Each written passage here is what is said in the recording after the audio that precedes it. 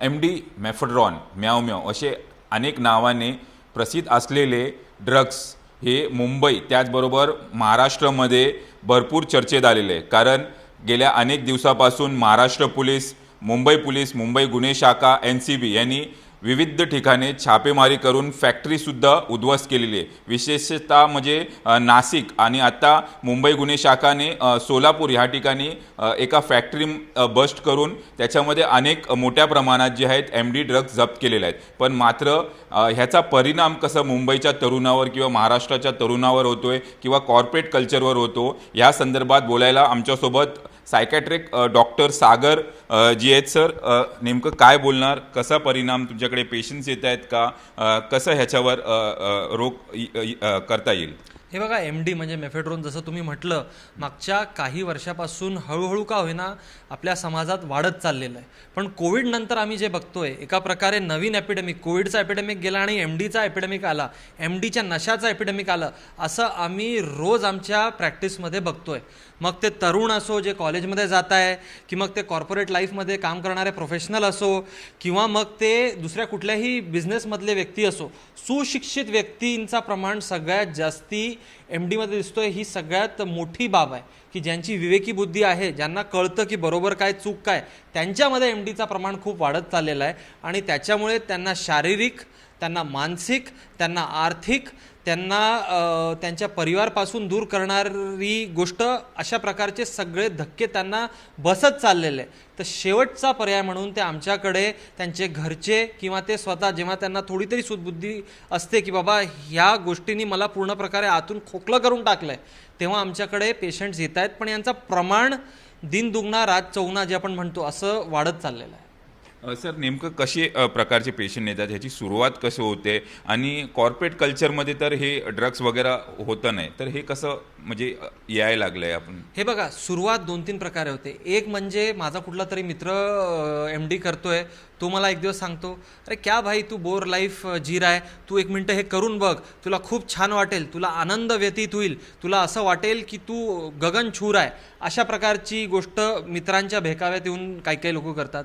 दुसरे लोक जे स्वतः डिप्रेशनमध्ये असतात, नैराश्याने ग्रस्त असतात किंवा खूप स्ट्रेस्ड आउट असतात, जे कॉर्पोरेट लाईफमध्ये तर खूप कॉमन झालं आहे, त्यांना कुठल्या तरी प्रकारचं सुटका पाहिजे असतं, एस्केप पाहिजे असतं की बाबा मला चांगलं वाटावं. अशा परिस्थितीमध्ये जेव्हा त्यांना ही गोष्ट सुचवली जाते आणि ते सुरुवातीला तशी करतात आणि त्यांना एकदम छान आनंद असा जो एक अनुभव येतो, त्या अनुभवाला परत ते मागे त्याच्या धावायला लागतात. कारण तो अनुभव असा असतो की त्यांना ते ओढून घेतं आपल्याकडे. त्यामुळे आपण म्हणतोय की MDचा ॲडिक्शन, व्यसन होत चाललं आहे. असं नाही की तुम्ही एकदा MD केलं, तुम्ही खूप त्रस्त होते, एकदा MD केलं, तुम्हाला चांगलं वाटलं आणि वर्षभर तुम्हाला त्याची आठवण येणार नाही. ती आठवण सुरुवातीला 10 दिवसांनी येईल, मग 5 दिवसांनी येईल, मग दर दुसऱ्या दिवशी येईल. मग काहीही त्रास झालं, काहीही टेन्शन झालं, घरी, ऑफिसमध्ये, कुठेही, तुम्हाला चांगल्या प्रकारे त्याला डील करण्याची क्षमता किंवा इच्छा तुमची निघून जाईल. तुम्हाला वाटेल चला थोडंसं MD स्नॉट करूया, किंवा त्याच्या पुढचं टप्पं म्हणजे स्नॉटनी फरक पडत नाही तर ते फिक्स करूया, म्हणजे डायरेक्ट वेनमधून आत घेऊया. त्याच्याने मला जे चांगलं वाटतं ते दुसऱ्या कुठल्या गोष्टींनी वाटतच नाही. यामुळे लोक त्याच्यावर, आणि खूप जास्ती आर्थिक नुकसान पण होतं. म्हणजे माझ्याकडे जे पेशंट येत आहेत, मी तुम्हाला सांगतो, किमान 50,000 रुपये त्यांनी MDवर खर्च केले. कारण 1 ग्राम 2 ते 2.5 हजार रुपयाचा येतो. तो काय असा खूप कमी कॉस्टचा नशा नाही आहे. 1 ग्राम 2-3 हजार रुपये इतके लागतात. तर 50,000 रुपये उडवलेले पासून तर मॅक्झिमम 40 लाख रुपये उडवलेले असे पेशंट माझ्याकडे आलेले आहे की बाबा डॉक्टर आम्ही 40 लाख रुपये आत्तापर्यंत याच्यावर उडवलेले आहे. आमचा पगार येतोय 2.5 लाख रुपये. घरच्यांना वाटतं की इतका चांगला इन्कम आहे, कॉर्पोरेटमध्ये जॉब आहे, CEO लेवलचा जॉब आहे, पण 2.5 लाखपैकी 2 लाख माझे याच्यात चालले आणि घरच्यांना सांगण्याची माझी हिंमत नाही आहे, पण ते मला सोडण्याची हिंमत नाही आहे. दुसरी एक गोष्ट याच्यामधून जे वेगळ्या प्रकारची आपल्याला दिसून येते, जे दुसऱ्या नशामध्ये इतकी दिसत नाही, ते म्हणजे खूप जास्ती तुमचं लैंगिक इच्छा वाढून जाते आणि त्याच्यानंतर चुकीच्या प्रकारचे लैंगिक काम करणे किंवा चुकीच्या ठिकाणी जाणे किंवा तुमच्या रिलेशनशिपच्या बाहेर जाणे आणि कुठल्याही प्रकारे जे तुमची एक गरज निर्माण होऊन जाते लैंगिक प्रकारची, सेक्शुअल प्रकारची, ती पूर्ण करण्यासाठी मग ते कुठल्याही लेवलपर्यंत जायला तयार होतात. याच्यामधून अजून एक गोष्ट जी झाली आहे, अनसेफ सेक्शुअल बिहेवियर निर्माण झालेला आहे आणि काही पेशंट्सला माझ्या अनफॉर्च्युनेटली जे आपण म्हणतो STD सेक्शुअली ट्रान्समिटेड डिझीज ते पण झालेलं आहे. आणि हे जे 40 लाख रुपये खर्च करतायत तुम्ही असं म्हणले, तर हे येत आहेत काय कर्जबाजारी होत आहेत लोक? हे बघा, काही लोक ज्यांचं पगार आहे त्याच्यामधून पैसे जात आहे, म्हणजे 100मधून 90% जात आहे. कर्जबाजारी असलेले लोक पण आहे की बाबा माझी कार मी कर्जावर टाकली, आता माझे पैसे जितके येत आहेत त्यापेक्षा जास्ती माझे खर्च वाढले, पण मला ते पाहिजेच पाहिजे. तर त्यासाठी मग मी कर्जा घेईन, त्यासाठी मी भीक मागेन, त्यासाठी मी खोटं म्हणेन, त्यासाठी मी अनसेक्युअर लोन घेईन. तर असेही भरपूर केसेस वाढत चालले आहे की खूप चांगल्या फायनान्शियल परिस्थितीमधून तुम्ही लोनग्रस्त होत आहेत, डेप्टमध्ये जात आहेत, असेही केसेस आमच्याकडे आलेले आहे. आणि MD सुरू करण्याच्या अगोदर त्याच्यापैकी भरपूर लोक खूप फायनान्शियली साऊंड होते आणि जे फायनान्सबद्दलचे डिसिजन घ्यायचे, निर्णय घ्यायचे, ते व्यवस्थित घ्यायचे त्याच्या अगोदर. पण एकदा त्यांनी MDची लत त्यांना लागली आणि प्रॉब्लेम कसं होतं की अगोदर 1 ग्रामनी माझं काम व्हायचं, आता 2 ग्राम पाहिजे, मग 3 ग्राम पाहिजे, मग 4 ग्राम पाहिजे. तर ते प्रमाण वाढत चाललं आहे.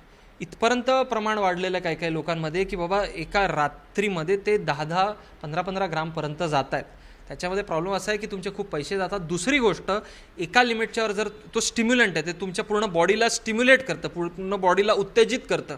अति उत्तेजित जर बॉडी झाली आणि तुम्ही एका लिमिटच्यावर ओव्हरडोस केला, जो आपण म्हणतो की बाबा ओव्हरडोस, ड्रग ओव्हरडोसनी मृत्यू झाला, तसं प्रकार MDमध्ये पण जर एका लिमिटच्या बाहेर गेलं तर असण्याची शक्यता आहे. जेव्हा तुमचा हार्ट खूपच जास्ती फास्ट काम करायला लागेल किंवा तुमचा पल्स खूपच जास्ती वाढून जाईल, तर ती पण एक जीवाला धोका असणारी शक्यता निर्माण होते आणि त्याला नाकारता येत नाही.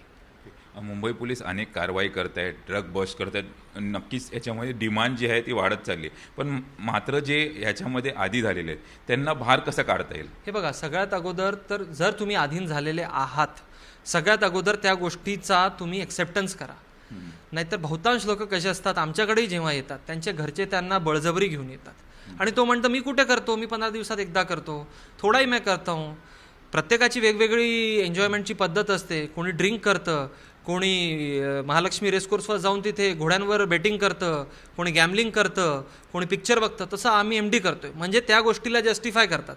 तर सगळ्यात अगोदर एक्सेप्टन्स की बाबा हो, मी व्यसनी झालो आहे, मी MD समोर माझं मेंदू काम करत नाही, MDनी माझ्या मेंदूवर हायजॅक केला आहे, माझ्या मेंदूची जी कार आहे हे मी नाही चालवत, मला बाजूच्या सीटला बसवलं आणि MD तिथे बसला आहे आणि जसं MD मला सांगतो तसं मी करतो, हे एक्सेप्टन्स. ते केल्यावर घरच्यांचा सपोर्ट. खूपदा लोकांना चांगलं व्हायचं असतं पण गिल्ट इतका जास्ती असतो की अरे मी 15 लाख उडून टाकले, आता मी घरच्यांना काय सांगणार, आता मी समाजासमोर जाणार कसं, की कुठे गेले ते पैसे. तर जर तुमच्या घरचा कुठला व्यक्ती असं सांगत असेल आणि तो एक्सेप्ट करून त्याच्यासाठी काहीतरी कारवाई करण्यासाठी तयार असेल, तर घरच्यांचा सपोर्ट की बाबा आम्ही तुझ्यासोबत आहोत, ठीक आहे, आपल्याकडून चूक घडली आहे, पण ही काय मुद्दामून घडलेली चूक नाही आहे किंवा आता तुझ्या कंट्रोलच्या बाहेरची गोष्ट झालेली आहे, हे समजून घेणे. तिसरी गोष्ट, त्याच्यासाठी जे औषध उपचार असतं ते मानसोपचार तज्ज्ञाकडे जाऊन व्यवस्थित घेणे. चौथं, त्याच्यासाठी काउन्सिलिंग घेणे की बाबा पहिली गोष्ट काय होती जेणेकरून मी MDकडे वळलो, मी चुकीच्या दिशेने वळलोच का, मला अगोदर डिप्रेशन होतं, ते चांगलं वाटून घेण्यासाठी मी वळलो, की मला खूप भीती वाटायची, मला खूप स्ट्रेस वाटायचं, तर मला वाटायचं मन थोडं रिलॅक्स होऊन जावं, त्यासाठी आपण करूया.